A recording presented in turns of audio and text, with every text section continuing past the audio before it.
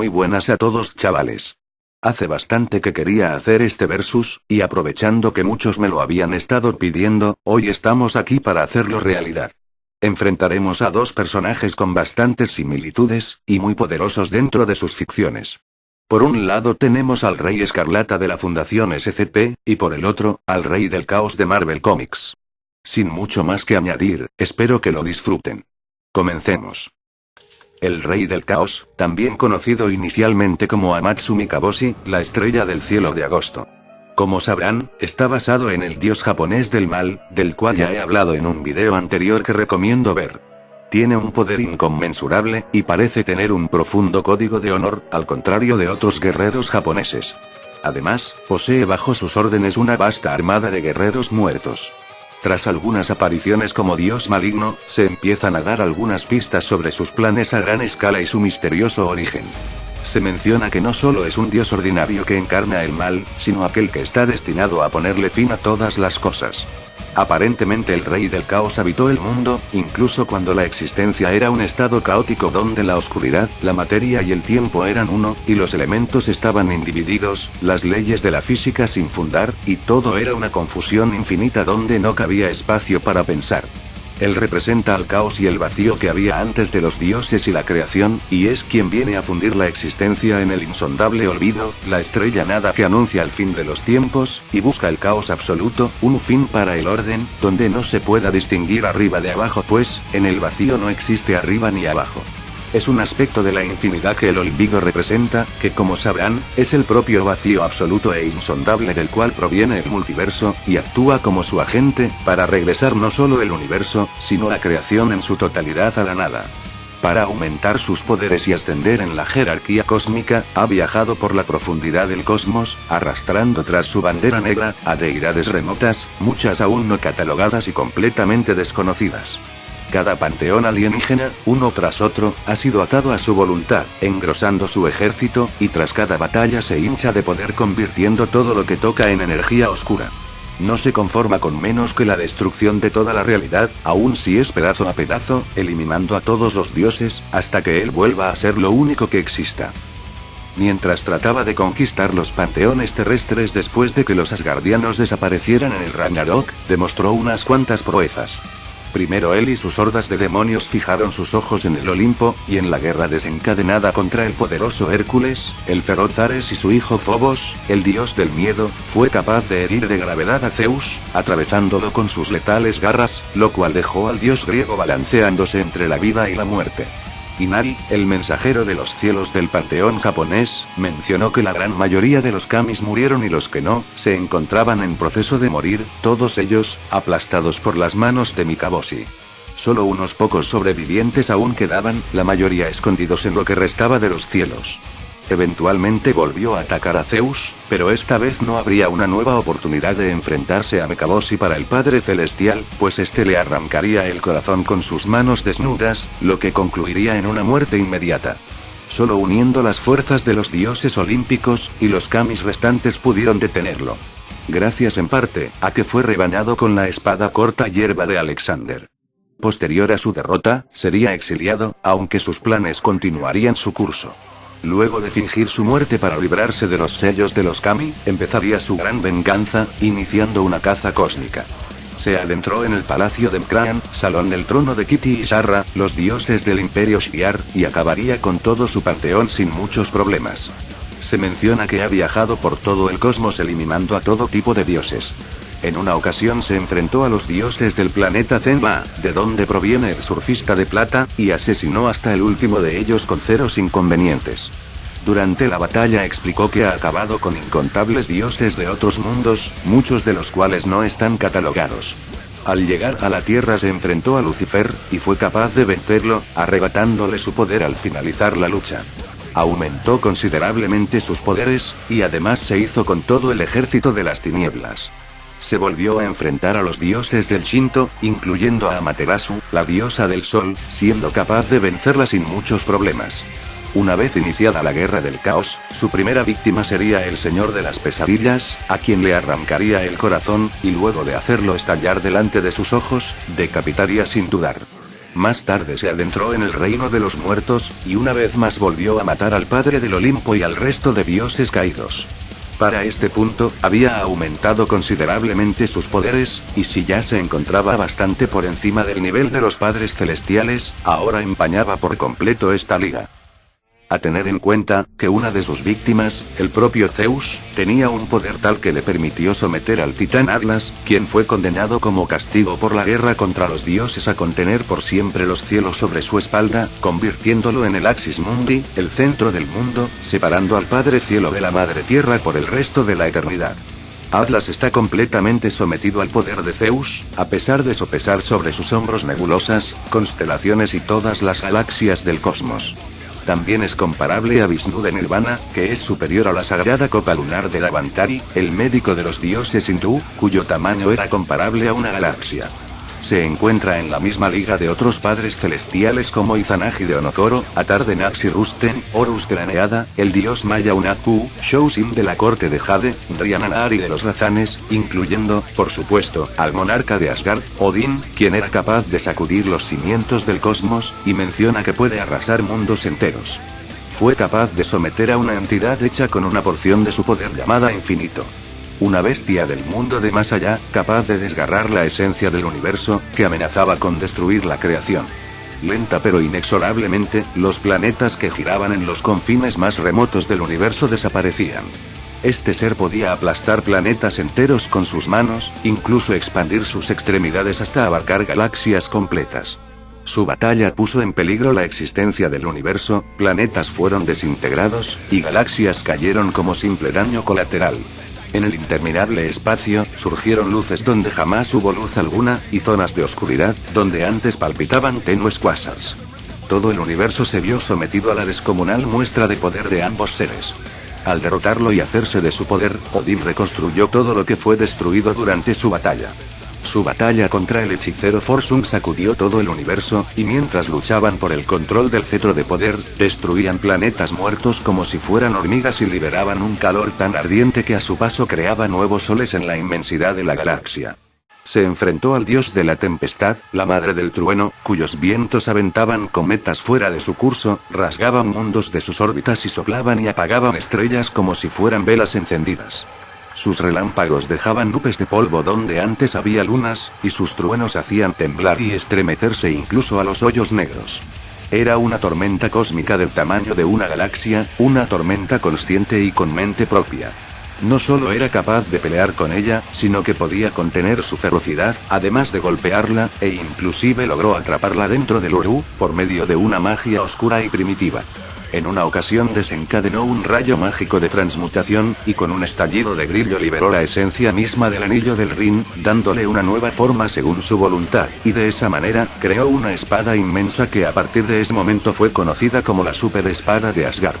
El reino eterno volvió a estar a salvo de la maldición cósmica del anillo, y mientras la espada siguiera en su vaina protectora, solo alguien tan poderoso como Odín, podría blandir un poder tan abrumador sin destrozar el tejido del infinito.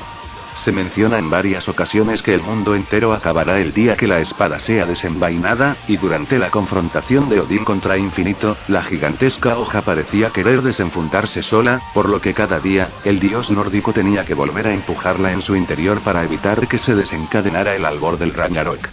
Cuando todo parecía perdido, y la espada se encontró a punto de ser desencadenada completamente, Odín con un simple toque la devolvió a su sitio, a pesar de que previamente ni siquiera con un torno gigante fueron capaz de moverla un milímetro, y todos en Asgard se habían resignado a contemplar el fin de todo lo que existe. En una ocasión, mientras se encontraba en un ataque de rabia y dolor, su poder cósmico estalló como el fuego de estrellas derretidas, y para terminar la guerra contra el 10º reino, desgarró la conexión que éste tenía con los demás, de las raíces mismas de Yggdrasil, y lo selló muy lejos, escondido de la vista y la memoria de la historia. Creó una celda del tamaño de un universo y selló al 10º reino en un lugar donde el tiempo mismo yace abandonado y desmesurado. Se enfrentó a Utanatok, el líder de los devoradores de mundos, una belicosa raza de conquistadores, y estuvo a punto de asesinarlo de no ser por la intervención de sus secuaces. Tot se encontraba en una prisión, un universo moribundo, que solo permanecía con vida por su propia voluntad. Cuando abandonó aquel universo, todo el espacio-tiempo sucumbió, y con su libertad, la muerte cósmica llegó para reclamar lo que era suyo. Se ha enfrentado en numerosas ocasiones al demonio de fuego Surtur, siendo capaz de sellarlo en las profundas entrañas de una enorme montaña. Solo el poder de su espada le permitió al dios del trueno aprisionar al propio Surtur en un pequeño asteroide que se encontraba en otra galaxia. Una pizca de su inconmensurable poder en manos de Thor fue suficiente para ponerlo al mismo nivel, e incluso derrotarlo. Más adelante, el rey de Asgard absorbió el poder y la esencia misma de Surtur, siendo completamente confinado dentro del propio Odín. Contener la energía del demonio en su interior era la única forma de detenerlo de manera definitiva, ya que acabaría escapando de cualquier prisión tarde o temprano. Surtur era capaz de crear llamas lo suficientemente fuertes para destruir toda una galaxia. En la antigüedad, culminó con una galaxia entera para fabricar la forja en donde rearía la espada Crepúsculo.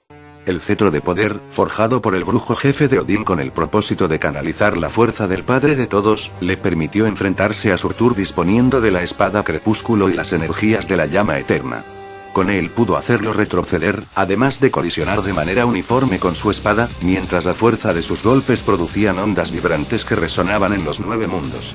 Eventualmente canalizó todas sus fuerzas, penetrando el cetro supremo hasta que su poder rivalizó con el de la llama eterna, de esa forma contrarrestó su energía, haciendo que ésta deje de fluir dentro del demonio. Considerando al dios asgardiano una amenaza, el demonio de fuego decidió sellarlo en una prisión de hielo para que no interviniera en sus planes. Se menciona que Surtur al emplear la espada Crepúsculo es capaz de acabar con todo lo que existe. Junto con la llama eterna de la destrucción, es capaz de hacer arder los 9 reinos, incendiando el árbol del mundo por completo, algo que lograría durante el evento titulado Everything Burns. Llegando a los momentos culmines del evento, Odín regresaría luego de la muerte de Surtur, pues toda la energía que había reunido, tenía que ir a algún lado y con sus conductos destruidos el fuego haría arder toda la existencia. Sin embargo, cuando se liberó, Odín canalizó todas las llamas y las envió al espacio Asgard donde podría contenerlas. A tener en cuenta que el árbol asgardiano del mundo, es una especie de mapa multiversal.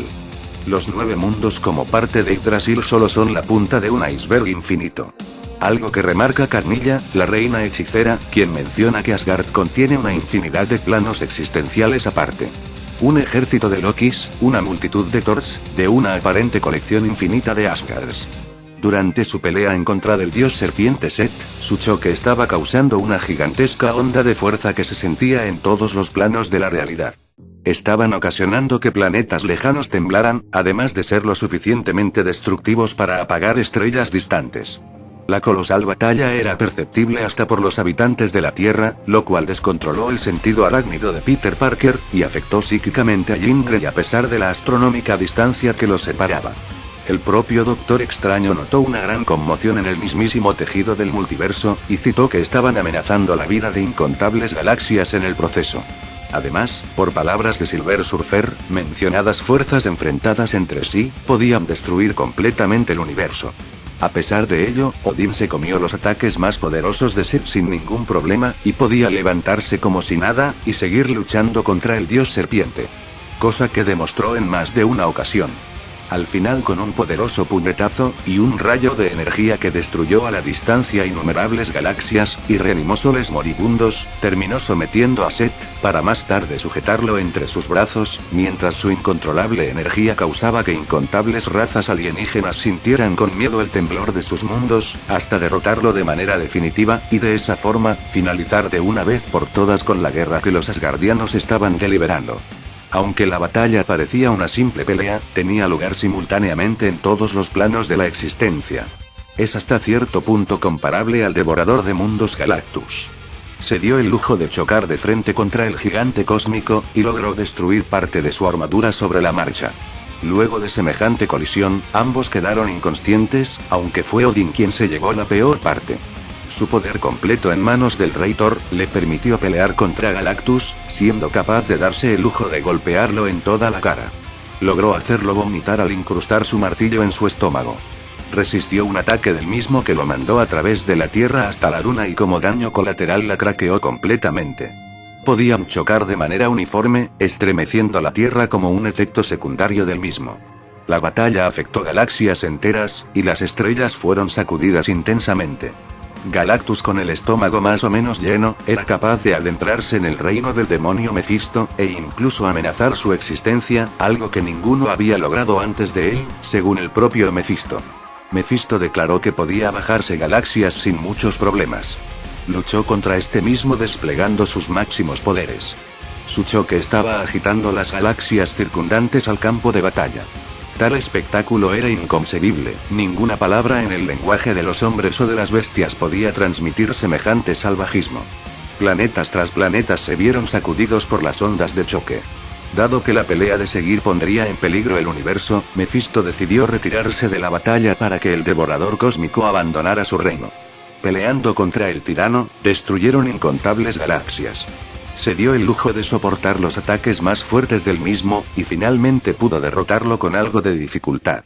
Durante su pelea contra Skrier y el otro, doblaron el espacio y el tiempo hasta el punto de la ruptura, y la realidad misma comenzó a crujir como una vieja casa a punto de colapsar. Toda la creación, el multiverso regular, estaba siendo amenazado por semejante choque de poderes, y se mencionó que si no se detenían, podrían haber prendido fuego toda la existencia.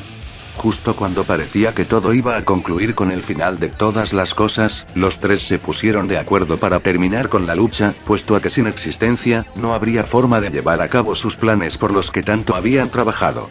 Con todo esto dicho, al ser superior a varios personajes capaz de destruir el multiverso regular, el cual es declarado en varias ocasiones como infinito, entre ellos los padres celestiales, las versiones universales de distintas deidades abstractas, y algunos seres místicos, como Amatsu Mikaboshi, el rey del caos debería entrar fácilmente en un rango multiversal. Al ascender como una entidad abstracta, supera por completo este nivel. Se salió de control, por lo que Hércules se vio en posición de pedirle ayuda a la eternidad, quien es la entidad abstracta omnipresente que representa todas las cosas vivas en el multiverso. Rechazó contundentemente luchar contra él, pues el rey del caos se había convertido en un antidios, y declaró que si luchaba contra él, lucharía contra sí mismo, pues ambos ahora caminaban de la mano. Se explica que después de conquistar el reino de la muerte, la propia representación de la muerte huyó despavorida. Su objetivo era destruir por completo a la eternidad, pues como una fuerza puramente malévola y destructiva, existía en oposición directa a la eternidad, fuerza de la vida y la creación. Y así lo estaba haciendo. Primero, devoró el mundo superior, luego el otro mundo céltico, se deshizo del Shinto definitivamente, y según Amadeus Cho, ya había destruido el 98,76% del multiverso en cuestión de minutos. Siendo comparable, posiblemente superior a la multieternidad, fácilmente debería entrar en la talla hiperversal. Pues como sabrán, eternidad es la personificación de todo lo que existe, la verdadera eternidad, de quien es la eternidad de cada universo, en solo una pequeña faceta. Abarca todo lo que es conocido, todo aquello que vive, lo que ha vivido, y lo que vivirá, incluyendo los infinitos universos, reinos alternos, y hasta las dimensiones espaciales superiores, de las cuales según descubrió Reed Richards, quien creó una entrada dimensional al subespacio para explorar los límites más lejanos de la realidad, se topó con un mundo de dimensiones sin fin, la encrucijada del infinito, la unión de todas las partes. Eternidad es comparable a otras entidades abstractas en sus formas multiversales, como a Infinito, al Señor del Caos y el Amo del Orden, y es ampliamente superior al intermediario de ambos, a quien fue capaz de vencer sin muchos inconvenientes. El propio intermediario lo es todo y nada a la vez, es un concepto de conceptos, vida y muerte, bien y mal, realidad e ilusión, domina y afecta todas esas cosas pero jamás le afectan a él, pues es producto de los extremos. El caos y el orden lo crearon para continuar su eterno conflicto. En una ocasión secuestró a la muerte y la encerró fuera de todo el multiverso, eliminando por completo su presencia de la creación, lo cual estaba desequilibrando toda la existencia como consecuencia. Luego de que fuera liberada, mantuvo una pelea bastante pareja con su hermana muerte. Incluyendo a la reina Jamás, de Neverqueen. Ella es la amante de la eternidad, quien habita fuera de todo el espacio y todos los tiempos, en un momento eterno donde todas las posibilidades pueden pasar. Su solo corazón es el poder de cada posibilidad. Es una cosa metafísica, infinitamente grande e infinitesimalmente pequeña, aunque su tamaño no importa en realidad. Ella es el casi ahora, y lo aún por ser, ve la existencia de tipos como Silver Surfer a la vez, incluyendo todos sus infinitos futuros posibles. Ve a través de absolutamente todas y cada una de las rutas de ramificación. es la encarnación de todas las posibilidades, no siendo caos ni destino. Siendo la amante de la eternidad, es todo lo que él será, y con cada momento que pasa, un infinito número de posibilidades muere dentro de ella. Si ella muriera, entonces no habría alternativas, posibilidades, caminos de ramificación o libre albedrío, sino solo un destino ineludible, el colapso absoluto del multiverso. Cada historia comienza con ella, es potencia y todo lo que podría ser. Ella no existe en el ahora, está fuera del tiempo y el espacio en el aún por ser. Debido a que Dune se hizo con los poderes de los Beyonder, aparentemente la Never Queen murió, y con ella se fue toda posibilidad. Toda la existencia se estaba desmoronando. Eternidad también es comparable a Galactus, portador de vida, sembrador de mundos, quien con sus nuevos poderes, era capaz de mirar el flujo temporal. Podía contemplar el espacio-tiempo, el momento presente, el ahora, lanzándose desde el pasado hacia el futuro a lo largo de una oleada de eventos, desde aquellos que crecieron de lo más probable, que pueden llegar a suceder, o retroceder, hasta aquellos que cambian el pasado alterando el presente. Contempla los cambios, las nuevas ramificaciones y vertientes, y cada historia alternativa con una porción de su verdadera percepción. Incluso una vista simplificada del espacio-tiempo es algo difícil de comprender para los seres humanos. Ahora, ver un panorama completo de la realidad, sería demasiado, si no imposible, quizá incluso podría conducirlos a la locura. Él se fusionó con el corazón moribundo de la sexta encarnación del multiverso, el inventor de la ciencia, y el creador de la confluencia a todas partes, quien precedió a infinito y a la propia eternidad. Como bien mencioné previamente, el Rey del Caos existió incluso antes del comienzo de todo. Cuando el mundo aún no tenía forma y estaba vacío, y solo la oscuridad estaba al fondo del abismo, él reinaba como rey absoluto del caos, hasta que del mismo caos, brotó espontáneamente la diosa tierra, Gaia, dando lugar a la primer era del hombre, la era dorada. La diosa madre, la primera que se formó del caos, y quien dio a luz a los mismos dioses, en definitiva, la auténtica fuente de la creación y el origen de todo lo que los dioses pueden hacer y han hecho, estaba muriendo junto con la creación mientras el rey del caos consumía todo a su paso, y la única forma de detenerlo, era que Hércules heredara todo su poder. Después de hacerse con semejante energía, y resurgir como un nuevo dios de dioses, Hércules se enfrentaría al Chaos King en una batalla sin precedentes. Soportaría sus golpes más poderosos, y sería capaz de devolvérselos con mucha más energía. Incluso pudo hacerlo sangrar abriendo su carne con sus garras. Como no tenían una forma real de ganarle al Rey del Caos, Amadeus Cho formó un plan sobre la marcha, que consistía simplemente en dejarlo ganar. Apenas lograron lanzar al Rey del Caos a un universo completamente aislado del multiverso, y allí lo sellaron. El Rey del Caos tomó el control total sobre él, y creyendo haberse convertido en uno con el vacío imperfecto, se sintió satisfecho. Por lo que en su forma más poderosa, debería ser fácilmente hiperversal alto. Tiene una muy buena velocidad. En su forma más básica se lo ha mostrado recorriendo el universo entero, yendo de planeta en planeta eliminando a distintos panteones de dioses.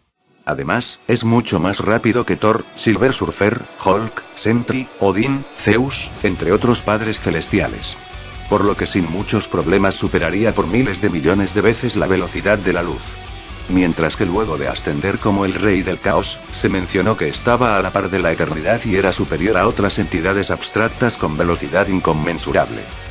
Además, es capaz de manipular la forma de su cuerpo, transformarse en otras personas, como lo hizo para engañar a Zeus, además de adquirir otros aspectos, como controlar el largo de sus extremidades, clonarse, etc.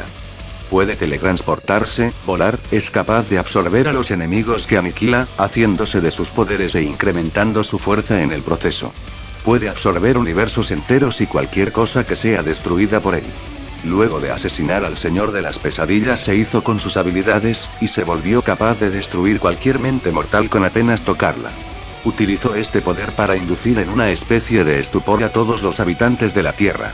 Expandió sus tentáculos sobre el planeta entero, cielo y tierra, y puso a todo el mundo en coma. Debido a su naturaleza es capaz de manipular el caos, tiene control sobre el vacío y también, borrado existencial. Puede controlar numerosos demonios menores, animar y manipular cadáveres en masa, tiene la capacidad de capturar y controlar las almas de todos los seres muertos, incluso dioses, puede manipular la muerte, pudiendo volver irrelevante este mismo concepto.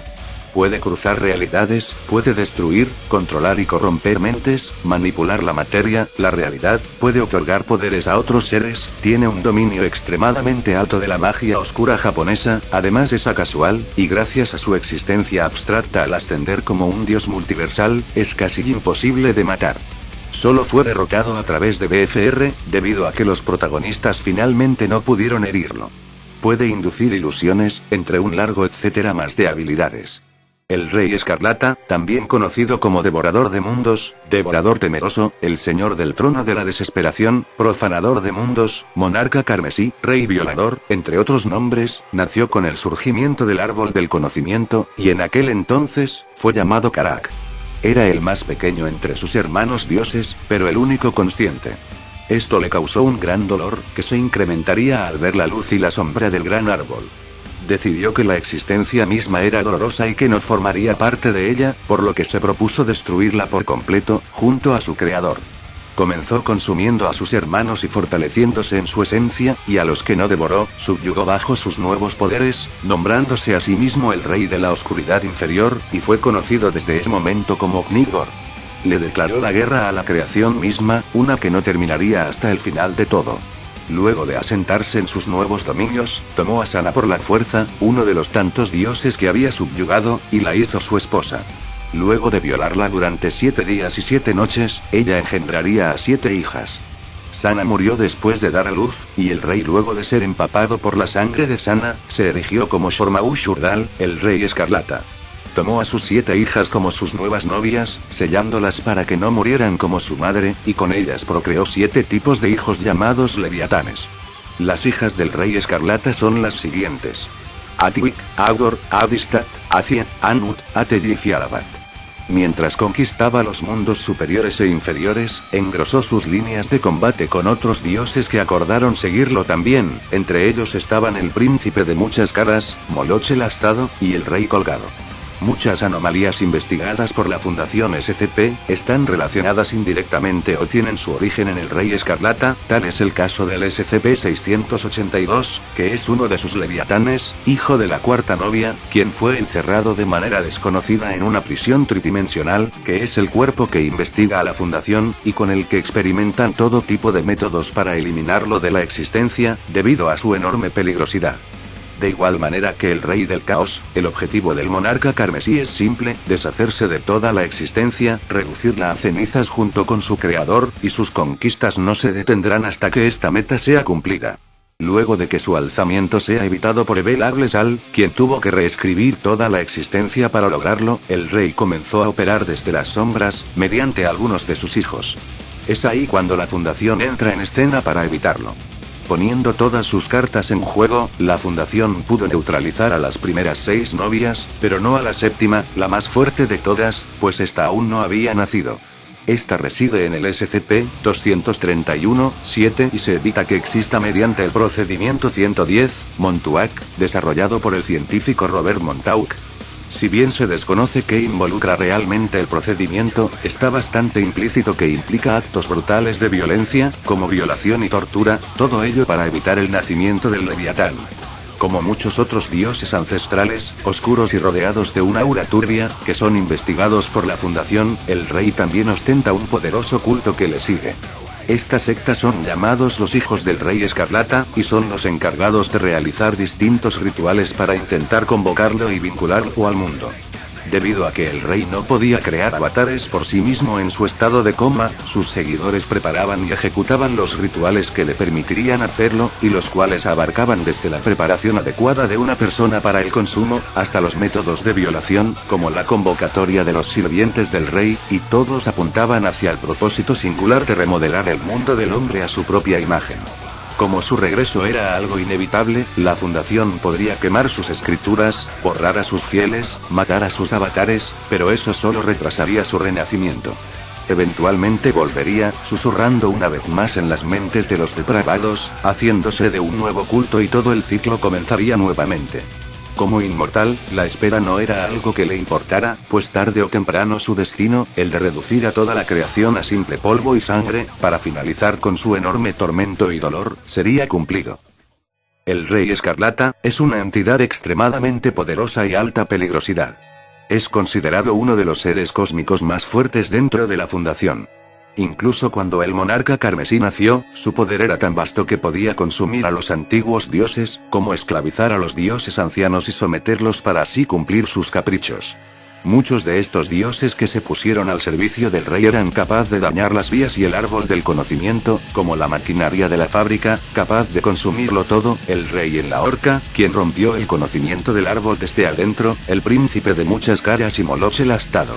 El rey en la horca tenía el control total de la ciudad de Alagada, el nexo dimensional del multiverso, en el que todas las dimensiones, ya sea superiores e inferiores, se conectan en un único mundo en el que todos los seres pueden interactuar independientemente de su dimensión de origen.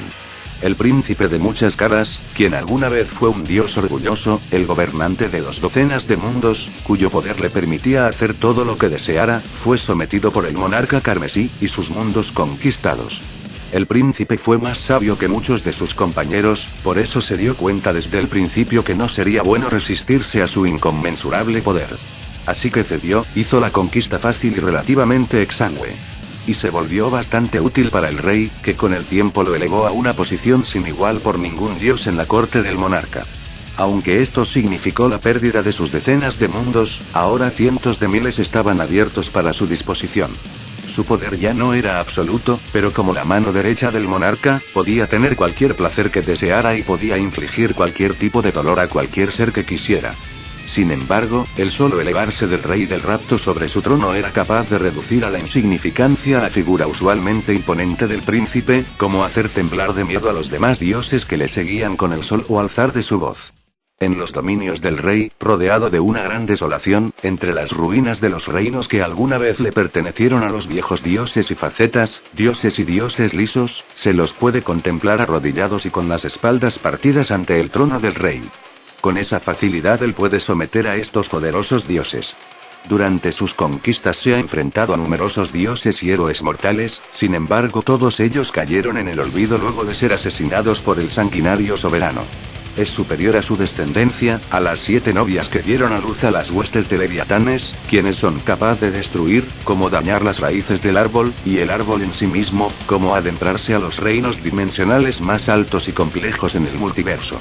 A pesar de su vasto poder, el Rey Escarlata no era lo suficientemente fuerte para medirse con entidades como los 3 hermanos, los hermanos muerte, incluso, la muerte total, el mayor de los 3, se refería a él como insecto, un animal rastrero, una insignificancia ante su majestuosa figura desplegándose en toda su gloria. En la reunión que estos llevan a cabo cada aniversario de nacimiento del rey, entre todos los presentes, la muerte total fue el único capaz de llamarlo por su verdadero nombre. Después de asesinar a uno de sus esclavos con el fin de demostrarle con qué facilidad domina su dominio, y con qué gracia envía más y más almas a las húmedas aguas del reino de la muerte total contestó a su intento de intimidación diciéndole que considere sus palabras y mida sus despreciables actos, para cuando llegue el día en el que se una a ellos. El día que la muerte reclame su maligna alma para sí misma, pues el fin, es inevitable para todos, incluyendo para los dioses. Tan rápido terminó, el hijo de la tercera raza se desinfló y toda su fuerza, aparentemente abandonó su cuerpo. El príncipe de muchas caras, y los allí presentes, nunca antes lo habían visto así. Él se rindió ante la sola palabra de la muerte total, lo que demuestra que al menos, para este momento, no estaba a su nivel. Mientras la guerra avanzaba, los mundos invadidos caían bajo su propio peso, y su sola presencia comenzó a pudrir las raíces del árbol, junto con sus senderos. Solo una pequeña pizca de su inmensa energía, le permitió a Ebel Arles al cortarle los 2 brazos a su hermano Caín. Hizo que Akana, la gran voz, quien más tarde fue conocida como Sofía, y también conocida por los mortales como Mecane, el dios roto, sea convertida en añicos durante la feroz batalla llevada a cabo. Dañó al árbol de la vida, e incendió el árbol del conocimiento. Obligó a Nash, la serpiente, a huir despavorida para esconderse en la biblioteca del conocimiento, y redujo a cenizas el desierto donde ambos árboles se encontraban plantados. Luego de que Ablesal se rebelara, mató a los guerreros Daevas más poderosos, derribó a sus ídolos y degolló a sus sacerdotes, llevando a la ruina sus grandes ciudades. Más tarde derrotó al dios Moloch, el rey cornudo. Finalmente invocó un poderoso diluvio que reescribió toda la historia del multiverso. Al romper sus sellos, renacería con un nuevo poder. Luego de ser liberado junto con sus leviatanes y señores demonios, el poder que ahora despedía, hacía que su mera manifestación sacudiera toda la creación. Los tres hermanos, viendo su incalculable poder, abrieron las puertas de los salones silenciosos, donde se encontraban todas las almas de los seres que alguna vez murieron, de todos los mundos, incluyendo de cada dios antiguo, solo para hacerle frente. La batalla hizo arder las estrellas, y la creación completa se derrumbó bajo la terrible tensión. Ningún mundo ni esfera pasó por alto, incluso los caminos fueron destrozados, y la biblioteca fue reducida a cenizas. Toda la creación fue destruida en el proceso. En el transcurso, hizo de Yesod su trono. Los hermanos no podían derrotarlo, incluso con un innumerable ejército a sus órdenes. Sin embargo, el rey podía ser vulnerable, por lo que asaltaron su corte y liberaron a las 6 novias restantes, las cuales poseían los sellos defensivos que lo hacían invencible. Esa era, aparentemente, la única forma de derrotarlo. Dicho todo esto, después de renacer, y completamente delimitado, debería ser superior a los hermanos muerte. Ellos presenciaron el origen de la creación como un sueño apacible. El más viejo, es descrito como la personificación de la oscuridad previo a la existencia del multiverso, tan vasto y poderoso que abarca todo lo que está dentro de la luz y la oscuridad del gran árbol. El del medio, si bien no tenía un alcance tan amplio, era igual de fuerte que su hermano mayor. Mientras que la pequeña muerte, es la encargada de recoger cada alma en la creación. Ellos crearon y tienen un dominio absoluto sobre el árbol del conocimiento, del cual se deriva toda la creación, todo lo que existe dentro de la sombra del mismo, dentro de sus ramas y raíces, incluyendo al dios Yesod con caras, la base, los cimientos en sí mismo de lo que está por arriba, y que sostiene el árbol del conocimiento. Él fue atravesado por las 7 raíces primarias, y sobre estas raíces que se elevan encima de Yesod, se alzaron los restos de la creación. El dios Yesod también trasciende a los dioses ancianos inferiores, como Yaldabaoth y Mekane. Yaldabaoth, también conocido como Bathuma, devorador de dioses, el vientre del caos, entre otros epítetos, es considerado en el sarkicismo como el poder principal en el multiverso. Es retratado como destructor y creador incidental, alimentándose de otros dioses y estrellas, y exhalando vida, siendo la vida, un subproducto natural de la existencia del viejo dios. Se menciona que puede doblar la realidad, y que domina por completo cada aspecto de esta misma con su incontrolable poder. En el pasado se enfrentó a Mekane, en una batalla de proporciones cósmicas fuera del espacio y el tiempo, y en el proceso destrozó el cuerpo de Mekane.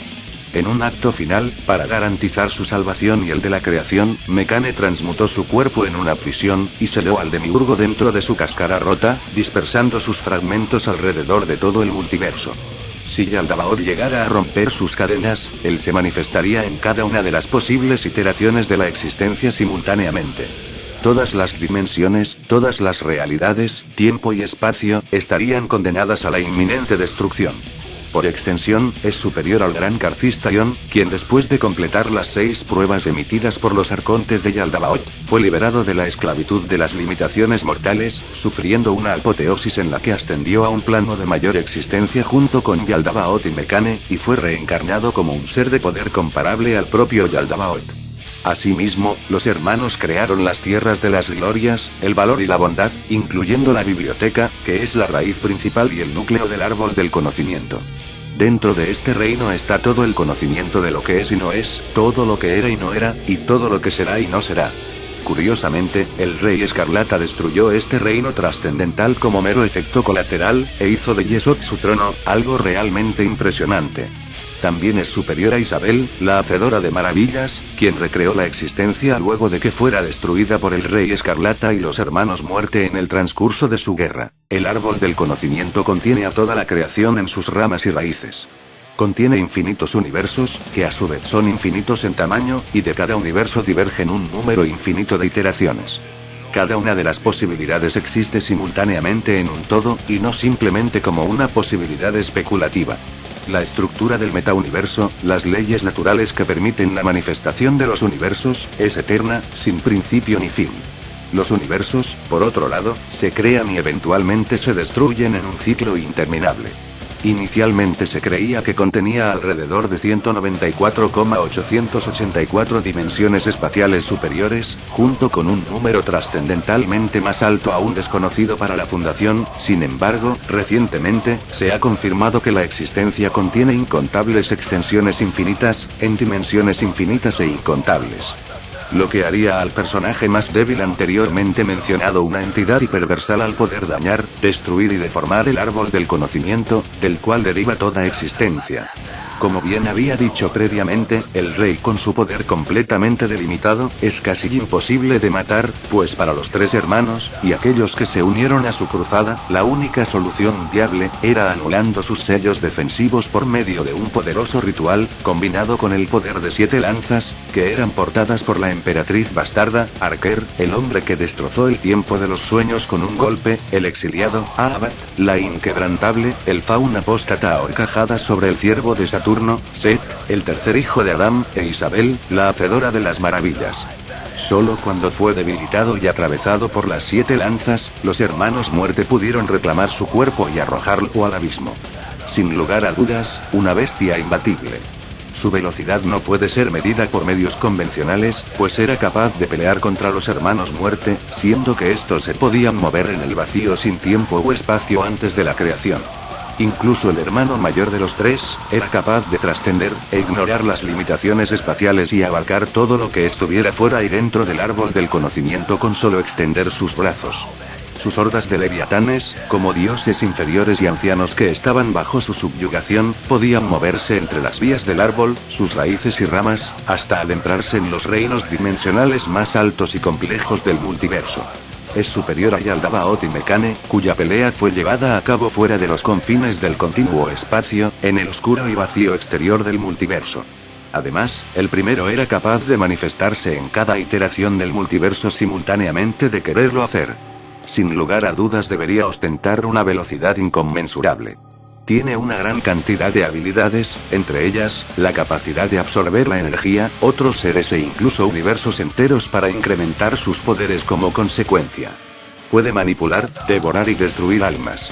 Manipula la vida y la muerte, es capaz de controlar la realidad y tiene una manipulación sobre la materia bastante alta. Gracias a ello puede moldear el árbol del conocimiento, crear nuevos reinos en donde establecerse, y cambiar el aspecto de otros con solo desearlo. Puede otorgar poderes, de esta forma le concedió la inmortalidad a sus hijas. Es capaz de crear portales, manipular la mente, viajar entre dimensiones, además tiene una gran telequinesis y telepatía. Tiene la gran mayoría de los poderes que ostenta su descendencia, incluyendo la capacidad de inducir y manipular enfermedades, lanzar maldiciones y hechizos mágicos, eliminar su presencia y hacerse invisible, cambiar la forma de su rostro y el resto de su aspecto, regenerarse y crear escudos y barreras, entre un largo etcétera más. Por supuesto, debe tener la gran mayoría de habilidades del SCP-682, incluyendo su poderosa evolución reactiva, adaptabilidad, resistencia al ácido, el calor intenso, el frío extremo, fuego, cambios en las leyes de la física, el control sobre la materia a nivel cuántico, el borrado existencial y control sobre el vacío, reality warping, transmutación, vida y muerte, la absorción, manipulación del destino, mente, trama, tiempo, espacio, venenos, enfermedades, esa casual, entre otras cosas más. Debería poder manipular su tamaño, la biología, teletransportarse, sellar y anular poderes, y al estar en un plano de la existencia similar al de su propio hijo, debería ser incorpóreo. Si desean saber más sobre los poderes del reptil inmortal, pueden ver el video que hice hace algún tiempo hablando de ello. Lo estaré dejando en la descripción para los curiosos. Sin mucho más que añadir, pasemos a dar los resultados de este enfrentamiento. Observando detenidamente a ambos personajes, no hay grandes diferencias entre uno y otro. En cuanto a poder y velocidad, son literalmente lo mismo, por lo que presumiblemente el enfrentamiento se defina por medio de las habilidades especiales de cada uno. Y en este aspecto, es probable que el Rey Escarlata sea quien tiene una mayor ventaja. Ni el borrado existencial, manipulación del vacío, inducción de ilusiones, sueño, o cualquiera de las habilidades del Chaos King surtiría efecto en el Rey Escarlata, teniendo en cuenta que la gran mayoría de sus descendientes están expuestos constantemente a estas habilidades sin recibir ningún tipo de daño. Y para colmo, pueden adaptarse y eventualmente copiar las habilidades con las que son atacados para su eventual uso. Por otro lado, el monarca podría hacer uso de sus habilidades de sellado, por lo que la inmortalidad en este punto no sería una excusa posible, ya que le serviría de nada al rey del caos de ser sellado. No podemos olvidarnos también de que es capaz de manipular la trama, el destino, entre otras cosas más, bastante útiles para esta batalla. Finalmente, veo una conclusión similar a la sucedida en la Guerra del Caos, con Mikaboshi siendo sellado en algún reino lejano y con el Rey Escarlata, ganando por default. Obviamente, esto no sería un trabajo fácil, lo que explica el resultado bastante apretado. Sin mucho más que añadir, espero que lo hayan disfrutado, y será hasta la próxima. Adiós.